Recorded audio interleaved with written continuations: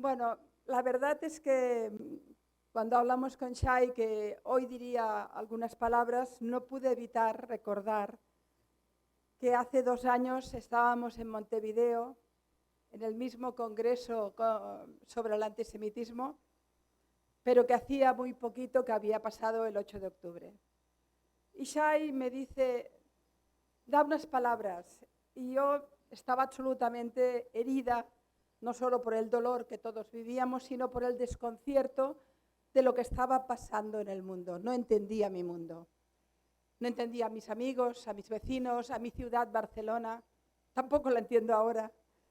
No entendía mucho de lo que estaba ocurriendo porque no entendía que el dolor que tantas personas sentíamos por lo que había ocurrido no fuera un dolor compartido. Al contrario, nada más empezar el dolor ya empezó a empezar a crecer también el odio. Pero vengo ahora de otra manera, porque 2 años después aquel dolor continúa, el desconcierto continúa sin ninguna duda, pero no continúa ya la desesperanza.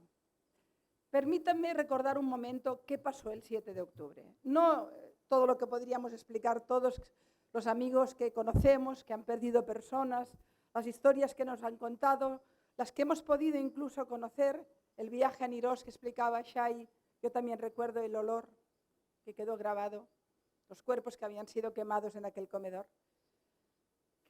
He pensado mucho sobre qué pasó ese día. Ese día fue una orgía de muerte.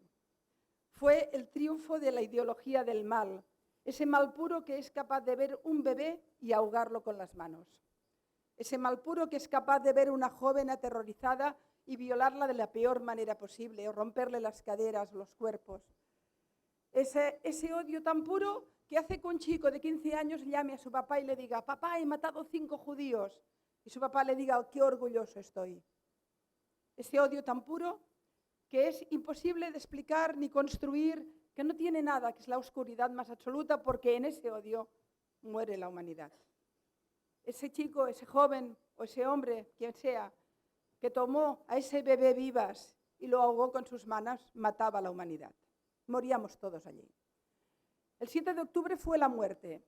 Fue una ideología del mal que lo arrasó todo. Y después, en esos 2 años, pero desde el primer minuto, empezó a crecer también el odio, la desinformación. Yo que vengo del periodismo no entendí al periodismo, no lo entiendo ahora.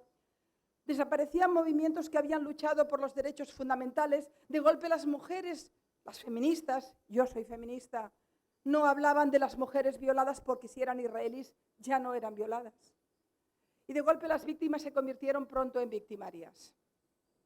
Y durante estos 2 años, aparte del dolor de todos los que desaparecieron, de la tragedia de una guerra, que nadie ama las guerras, y a pesar del terrible dolor que significa que aún haya familias esperando cada día que vuelvan a sus familiares secuestrados en esos túneles del horror, a pesar de todo esto y además de todo esto, hemos vivido el crecimiento de un odio tan puro que no podíamos imaginar que pasara y que no habíamos recordado ni visto desde la Segunda Guerra Mundial. Todas las capas del antisemitismo, las que recoge el AIRA, todas las capas, desde las más básicas a las más brutales, estaban allí. Y aún estamos aquí. Pero algo ha cambiado. Y creo que es importante que hoy, que al final es un día de alegría, de conmemoración, de recuerdo, de respeto, pero también de una cierta esperanza, porque muy pronto, si todo va bien, como mínimo vamos a poder ver cómo se abraza a aquellos que estaban en los túneles y cómo se podrán enterrar los cuerpos que vuelvan. Pero, ¿por qué creo que el momento es tan extraordinario? Porque miren lo que está pasando. A pesar de que durante estos 2 años parecía que el mundo se hundía, allí, en Oriente Medio, estaba todo cambiando de una manera muy rápida. Aquellos que habían sido históricamente enemigos de Israel estaban ayudando a construir lo que mañana y pasado mañana va a pasar. Voces que no habíamos oído nunca estaban hablando. Los enemigos tradicionales iban cayendo. Irán está arrodillado, Hezbollah está roto, Siria cayó. Hamas, Yihad y Islamía están muy desestructurados. Por tanto, estaba pasando algo importante y está pasando algo muy importante. Quédense hoy con esto.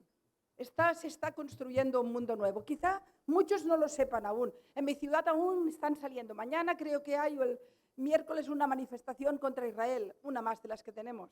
A miles, a miles. Muchos son personas con buena fe que consideran que hay que luchar contra las guerras. Todos estamos contra las guerras. También los hay que aprovechan el dolor y la tragedia de un conflicto para usarlo políticamente. En mi país pasa, y mucho, y muy visiblemente. Todo esto que durante 2 años hemos sufrido, lo que tiene que ver con el crecimiento del odio a los judíos, hemos vuelto a escuchar palabras como jabón. Hemos vuelto a escuchar que los judíos quieren quedarse en el Amazonas o la Patagonia. Hemos vuelto a escuchar las conspiraciones judías del mundo.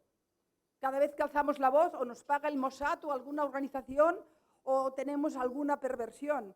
Hemos volvido a oír un odio puro. Luego está el antisionismo, que es otra fórmula de antisemitismo, etcétera, lo que ya sabemos. Y todo esto no está resuelto y mañana o pasado mañana, cuando vuelvan los secuestrados, continuaremos teniendo este problema que ha crecido como nunca. Sí, pero cambiará. Y mañana y pasado mañana volveremos a tener un problema con la información, porque en esta guerra murió el periodismo. En esta guerra se ha manipulado, se ha mentido, se ha cambiado la realidad. Y continuaremos teniendo un problema con algunos movimientos sociales o cívicos que en su lucha por los derechos civiles que comparto se han olvidado de las víctimas de Israel. Todo esto pasará, pero también pasará que el mundo ha cambiado. Miren, pronto, muy pronto vamos a ver un Oriente Medio donde va a haber unos tejidos comerciales y de defensa y también unas relaciones humanas muy distintas a las que hemos vivido desde el 48. Vamos a ver a Siria relacionándose con Israel, vamos a ver al Líbano, vamos a ver a países musulmanes importantes como Indonesia encontrando las vías de relación con Israel. Esto está cambiando, esto va bien. Si ponemos la lupa grande, esto va bien. Cuando ponemos la lupa pequeña recordamos el olor, el dolor, los secuestrados, todo lo que está ocurriendo. El 7 de octubre, miles de personas gritaron ¡viva la muerte! Pasado mañana, millones de personas gritaremos ¡viva la vida! El 7 de octubre, una ideología del mal quiso vencer a la vida. No lo hizo, no lo consiguió. Inició su autodestrucción. Israel Hay vive. Israel se defiende. Israel resiste. Como decía, creo que fue Golda Meir, hay que ser realista en Israel, porque para ser realista hay que creer en los milagros. Israel es un milagro. Quiero acabar con una idea que le doy vueltas porque quiero entenderles. Ustedes son muy extraños. ¿Cómo es posible tantos siglos de persecución, tantos intentos de destrucción, un intento de exterminio masivo? ¿Cómo es posible? Ahora hemos tenido un 7 de octubre, toda una organización con una logística armamentística y económica muy importante intentando masacrar para destruir la moralidad, la moral, para destruir la fuerza, la esperanza del pueblo de Israel. Nunca lo consiguen. Creo que ustedes tienen 3 conceptos profundos en su identidad que les han permitido sobrevivir a todo y vencer. Ustedes aman la vida como nadie. No es sorprendente para nada que la palabra Hay sea tan importante en la cultura hebrea. Por encima de todo la vida. Son capaces incluso de cambiar el cadáver de una persona o de un ser vivo por miles de prisioneros que son enemigos. La vida. Tienen un concepto profundo de la tikvá, la esperanza.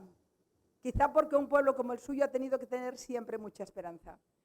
Y como decía Shai, son un pueblo resiliente. Recuerdo que cuando fuimos a visitar poco después del 7 de octubre, Israel, me encontré con muchos amigos que me decían: estamos rodeados, nos han atacado por el sur, tenemos Hezbolá, está Irán, está Siria, quizá es el peor momento de la historia, quizá no vamos a conseguirlo. No, era imposible, porque también, como dijo alguien, la fuerza más importante que tiene el pueblo israelí es que no puede ir a ningún otro lugar. Y la fuerza más importante que tiene el pueblo judío es que tiene que sobrevivir. Eso es la resiliencia. Hoy, a los 2 años del 7 de octubre, recordaremos la muerte, pero celebraremos la vida. Recordaremos el dolor, pero abrazaremos a millones, a las familias que van a recoger a sus secuestrados o a sus muertos. Recordaremos el odio, pero levantaremos la copa por el amor. Y recordaremos que intentaron destruir a Israel, pero recordaremos que Israel es indestructible. Am Israel Chai.